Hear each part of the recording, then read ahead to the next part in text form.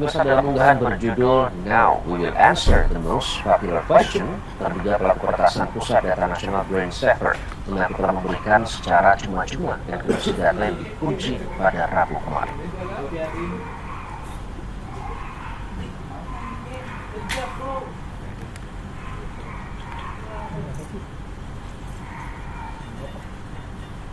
Terduga pelaku peretasan Pusat Data Nasional kelompok BrainChipper mengumumkan telah memberikan kunci Pusat Data Nasional ke pemerintah secara cuma-cuma. Pengumuman tersebut diunggah di situs BrainChipper yang hanya bisa diakses melalui browser khusus di darknet pada Rabu kemarin. Dalam unggahan berjudul Now We Will Answer the Most Popular Question, BrainChipper menyebut telah menepati janjinya. BrainChipper kemudian membeberkan alasan membobol PDN karena ingin membuktikan bahwa PDN sangat mudah dibobol. Menurut BrainChipper, kunci PDN diberikan secara gratis lantaran perundingan dengan pemerintah menemui jalan buntu. Sebab, tulis BrainChipper, pemerintah menggunakan pihak ketiga untuk menyelesaikan masalah. BrainChipper kemudian menyertakan link download decryptor atau kunci untuk membuka PDN yang saat ini terenkripsi. Kunci tersebut bisa diunduh dan diaplikasikan ke server data center. BrainChipper kini menunggu pihak kedua secara resmi mengkonfirmasi bahwa kuncinya berfungsi dan data dapat dipulihkan. Sebelumnya, Ketua DPR RI Puan Maharani meminta tindak lanjut pemerintah yang konkret terkait peretasan terhadap Pusat Data Nasional sementara. Puan juga meminta pemerintah serius dalam mengevaluasi peretasan itu sehingga kejadian serupa tidak terulang kembali. Serius dalam melakukan evaluasi terkait dengan hal yang terjadi tersebut, jangan sampai ini terulang kembali, kemudian harus dievaluasi kenapa ini bisa terjadi dan ya pihak-pihak yang kemudian terkait harus bisa melakukan tindak lanjut yang konkret supaya ini segera bisa berjalan normal kembali. Diketahui PDNS 2 lumpuh sejak 20 Juni akibat serangan ransomware atau teknik peretasan dengan membobol sistem dan mengunci data-data yang ada di dalamnya. Akibat serangan ini, sebagian besar data di pusat data yang dihuni 282 institusi pemerintah pusat dan daerah terkunci dan hanya 2% data yang bisa dipulihkan. Tim Liputan Metro TV. Founder dan CEO Cybertransit sekaligus mantan hacker Aji Putra Adari kepada Metro TV mengatakan tidak lazim seorang peretas meminta maaf karena menjebol Pusat Data Nasional sementara atau PDNS dan janji akan mengembalikan kunci. Aji mengatakan pemerintah harus berhati-hati. Saya sedikit banget kasus yang modelnya semacam kayak gini karena udah minta tebusan, kemudian juga udah tiba-tiba ujung-ujungnya minta maaf gitu ya. Ya di dunia kebanyakan game ransomware ya jarang kasusnya sama Tidak lazim ya Mas? Tidak lazim gitu. Pemerintah juga harus jauh lebih waspada karena kemungkinan besar ada permainan psikologis di situ. Mungkin ketika kimnya diberikan gitu ya, justru itu adalah sebuah senjata atau bumerang gitu ya. Nah, kita harus betul-betul hati-hati sih gitu. Presiden Joko Widodo menyatakan sudah mengevaluasi secara menyeluruh permasalahan peretasan Pusat Data Nasional sementara, termasuk tuntutan agar Menkominfo Budi Ari mundur. Presiden mengatakan yang terpenting adalah solusi agar tidak terjadi lagi ke depannya, termasuk melakukan backup semua data nasional. Ya, sudah kita evaluasi semuanya. Yang paling penting semuanya harus dicarikan solusinya agar tidak terjadi lagi, di backup semua data nasional kita sehingga kalau ada kejadian kita tidak terkaget-kaget. Dan ini juga terjadi di negara-negara lain, bukan hanya di Indonesia saja. Ya, semuanya sudah dievaluasi. Dekriptor atau kunci untuk membuka PDN yang saat ini terenkripsi sudah diberikan oleh kelompok BrainSaver yang juga melakukan peretasan. Lantas akankah dengan kunci yang diberikan hacker itu, semua data bisa di-recover 100%? Dan apa yang seharusnya menjadi evaluasi dan perlu dibenahi terkait dengan keamanan siber nasional agar aksi peretasan serupa tidak terjadi lagi? Untuk membahasnya, kita langsung bergabung bersama pakar IT, Pak Ono W. Purbo. Pak Ono, selamat pagi, apa kabar? Selamat pagi Mas Iqbal, selamat pagi para pemirsa. Alhamdulillah baik. Sehat, baik, alhamdulillah Pak Ono. Kita ini juga ada kabar baik sebenarnya, tapi saya ingin tahu gimana Anda menyikapinya. Kunci ini sudah diberikan, akankah data ini bisa dipulihkan 100% Pak Ono? Saya sependapat dengan tadi Mas Aji kalau nggak salah yang ngomong. Saya nggak 100% percaya sih. Hacker biasanya nggak seperti itu tabiatnya soalnya. Itu satu. Yang kedua, yang jarang orang ngomong bahwa sebetulnya yang namanya ransomware, selain dia akan mengenkrip data, dia akan mengcopy data ke si penyerang, si attacker, si hacker. Jadi sebetulnya selain dia mengenkrip data yang kita punya, si hacker sebetulnya punya copy data tadi sebenarnya.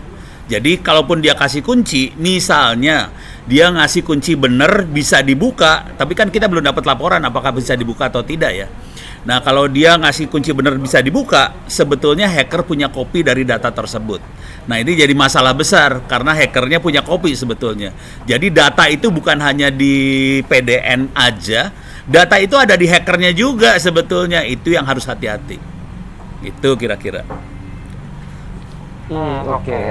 Nah soal itu, ini kan mengingat kunci membuka enkripsi ini diberikan oleh hacker tadi Anda sebutkan, tapi nanti ada permasalahan selanjutnya. Pertanyaannya apakah bisa dibuka atau tidak? Ada kekhawatiran Pak Ono, apakah kunci enkripsi ini yang diberikan justru bisa memuat ransomware atau malware? Karena kan aneh ya, hacker kok. Tadi Anda Betul. memberikan cuma apa Ono? Kalau kita lihat extension yang diberikan tadi kalau nggak salah EXPI apa-apa itu kayak program sih sebenarnya. Jadi saya ragu-ragu sebenarnya pas ngelihat tadi linknya di bawah tuh, saya lihat linknya lah ini mah program bisa jalan. Jadi ini kayaknya bukan kunci deh. Saya curiga banget sih sebenarnya tadi. Saya belum dapat laporan dari sana juga kan dari teman-teman. Jadi nggak tahu. Saya curiga asli. Saya nggak 100% nyaman. Tidak. Nah itu kan ada tulisan kayak gitu kan. Nah saya nggak nyaman sih sebetulnya.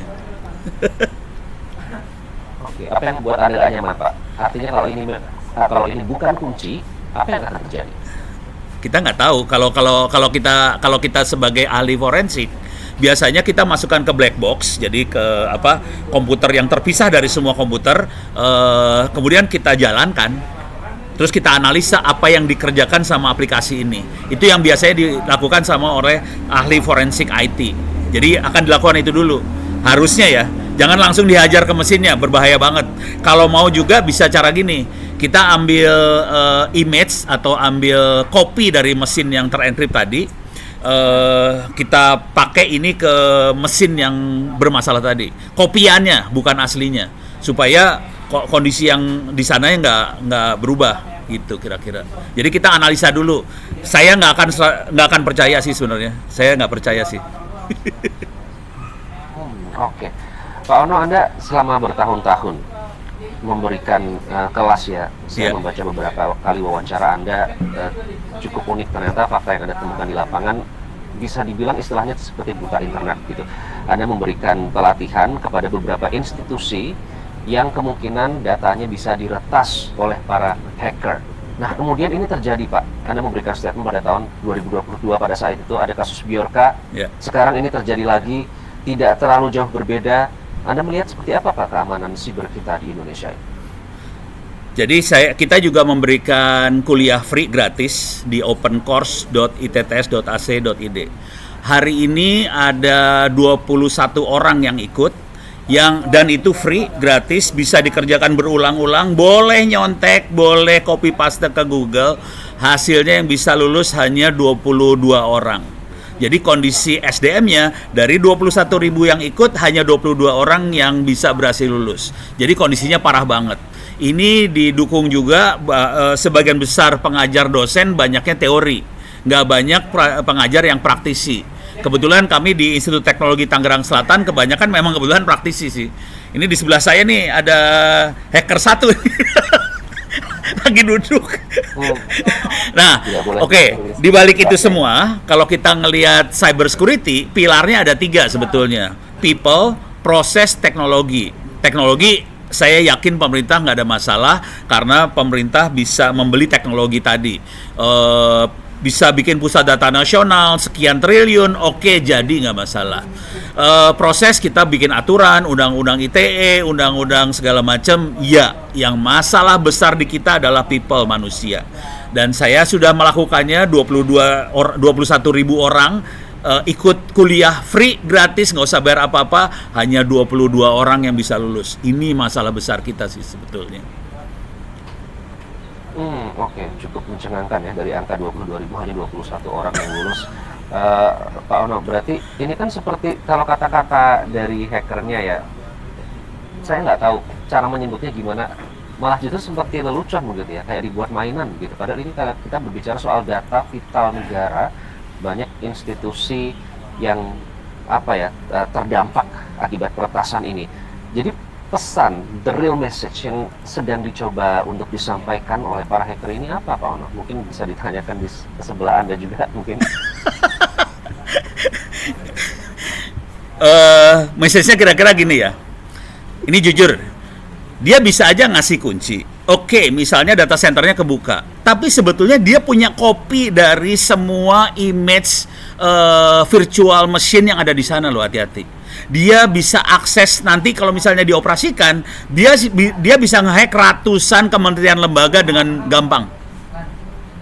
Gitu, hati-hati loh. Ini yang kita hadapi hacker. Jangan pernah berharap hacker itu ahli surga. Jangan pernah percaya pada hacker. Jangan. Dia punya kopi dari situ semua. Oke, kelihatannya dia baik. Dia ngasih kunci. Dinyalain, dihajar, nanti dia akan bisa minta ransom, bisa minta duit dari ratusan kementerian lembaga. Tewas lu pada. Saya nggak percaya sih, jujur saya nggak percaya. Oke, jangan pernah percaya dengan hacker. Baik Pak Ono, nanti kita akan kembali sesaat lagi. Namun kita harus bergabung dengan rekan kita dulu. Ada dua dinata yang saat ini memantau perkembangan terkini. Ada kontes dari Kemenkominfo, Pak Ono. Kita simak bersama ya sebelum melanjutkan dialog nanti usai bungkam. Hari ini Kementerian Komunikasi dan Informatika direncanakan menggelar konferensi pers untuk menanggapi situasi terkait dengan isu yang berkembang hari ini. Kita langsung ini hacker on frame. Melaporkan langsung dari Kemenkominfo Jakarta Pusat. Bagaimana dengan rencana kontes hari ini? Apakah memang ini terkait dengan kunci enkripsi yang menurut laman Brand Cipher ini sudah diberikan? Ya, Iqbal dan juga pemirsa, benar sekali saat lagi ini di Kominfo dijadwalkan akan digelar adanya pernyataan pers langsung dipimpin oleh Dirjen Aptika Samuel Abrijadi Pangharapan dan juga bersama dengan Wakil Menteri Kominfo dan Nazar Patria, yang mana keduanya nanti akan mengumumkan apa sebenarnya bagaimana sikap dari Kominfo saat ini dan juga apa saja langkah-langkah dari Kominfo untuk mengatasi dan juga mengantisipasi yang dilakukan oleh para peretas atau para hacker pada PDNS 2 di Surabaya. Kita ketahui bahwa di tanggal 2 Juli lalu dari pihak para peretas yang menyebut dirinya adalah Brand Cipher ini menyatakan akan memberikan kata sandi atau kata kode ataupun akses enkripsi kepada pihak Kominfo terkait dengan data yang disandera selama kurang lebih 2 minggu. Hal tersebut disampaikan di akun media sosial X, dan hingga saat ini memang dari pihak peretas ini belum memberikan kata kunci ataupun kata sandi enkripsi untuk membuka kembali data yang disandera tersebut. Dan dari pihak Kominfo sendiri kemarin memang memilih untuk tidak berkomentar dan menyatakan akan fokus pada pemulihan atau recovery data yang ditargetkan akan rampung nantinya di bulan ini, yakni di bulan Juli 2024. Dan diketahui bahwa Pusat Data Nasional yang dikelola oleh Kominfo dan juga bersama dengan Badan Cyber dan Sandi Negara atau BSSN ini sudah diretas oleh Brand Cipher tersebut sejak tanggal 20 Juni, yang mana diretas memakai data ransomware Lockbit 3.0, yang mana kalau kita ketahui bahwa ransomware ini merupakan jenis virus malware yang menyerang pada sistem data sehingga menyebabkan 282 layanan digital pemerintah Indonesia ini lumpuh, tidak bisa diakses. Kemudian juga sampai nantinya dari pihak Indonesia bisa membayar kepada pihak peretas tebusan sekitar $8 juta Amerika Serikat atau sekitar 131 miliar rupiah. Kemudian juga kalau kita mengetahui bahwa Pusat Data Nasional ini adalah yang mengelola 73 data kementerian lembaga pemerintahan termasuk pemerintahan daerah. Dan kemarin dari pihak Presiden sendiri meminta agar semua kementerian lembaga pemerintah ini segera membackup datanya, kemudian disambut juga oleh Menko Polhukam Hadi Cahyanto yang menyatakan bahwa pemulihan Windows server punya. pada Pusat Data Bukan Nasional Windows, sementara saat ini tengah dilakukan dan akan rampung di bulan ini Windows, melalui penguatan situs penyimpanan cadangan cold site yang berada di Batam. Dan saat ini pemirsa Iqbal dan juga pemirsa, kita akan nantikan apa sebenarnya nantinya langkah-langkah konkret yang akan dilakukan oleh pihak Kominfo terkait dengan peretasan yang dilakukan di PDNS 2, karena kita ketahui bahwa Kominfo lah yang bertanggung jawab atas hal ini. Kita akan nantikan sesaat lagi dari pihak Dirjen Aptika akan menyampaikan bagaimana sikap Kominfo mengantisipasi dan juga mengatasi perlindungan sistem objek vital negara yang saat ini memang dipertanyakan bagaimana perlindungan selama ini. Ya, Glory, tapi jadwalnya kan 9.30. Apakah sudah ada konfirmasi apakah memang benar-benar mundur konversinya? Ya Iqbal, saat ini kami sudah berkumpul di ruang pers dari Kominfo dan sedang menunggu kehadiran dari Dirjen Aptika Dirjen Samuel stres. Pangarapan. Namun tadi kami juga sudah memantau sekitar pukul 8.41 waktu Indonesia bagian Barat. Ini Wakil Menteri Kominfo sudah hadir atau sudah Wakil tiba Menteri di nggak Kominfo, berani ngomong, sehingga Dirjen kami juga saat berani ini masih ngomong. menunggu kehadiran keduanya di ruang pers media Kominfo saja. Dan juga sebagai informasi bahwa saat ini dari pihak BSSN sebenarnya sebelumnya ini sudah mengirimkan peringatan kepada Kominfo terkait dengan adanya peretasan yang akan dilakukan melalui data ransomware. Namun dari pihak Kominfo ini tidak mengindahkan informasi yang diperingatkan oleh BSN tersebut, sehingga Kominfo dalam hal ini dinilai gagal atau dinilai lalai untuk menjaga objek vital dan strategis negara, sehingga semua pihak saat ini masih menunggu bagaimana pertanggungjawaban sendiri dari pihak Kominfo. Installer gitu. Baik, Glory Nata melaporkan langsung dari kantor Kemenkominfo Jakarta. Terima kasih, Glory.